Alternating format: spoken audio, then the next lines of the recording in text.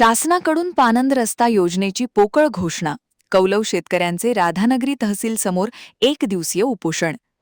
राधानगरी तालुक्यातील कौलव येथील शेतकऱ्यांना शेतजमिनीमध्ये रस्ता मिळत नसल्याने प्रशासनाकडून कोणतीही कार्यवाही न झाल्याने आज 1 मे रोजी तहसीलदार कार्यालयासमोर शेतकरी दत्तात्रय तुकाराम कांबळे यांच्यासह इतर शेतकऱ्यांनी एक दिवसाचं उपोषण करण्यात आले. निवेदनातील आशय असा: शेतकऱ्यांनी रीतसर अर्ज केला होता.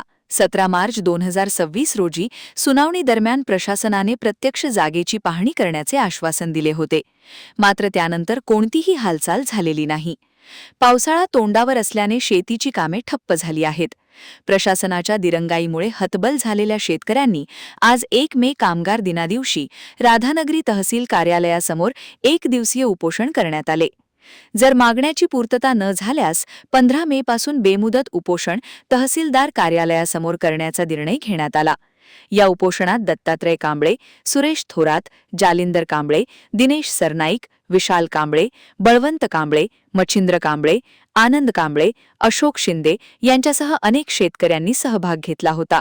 महान कार्य न्यूजसाठी विजय बकरे, राधानगरी.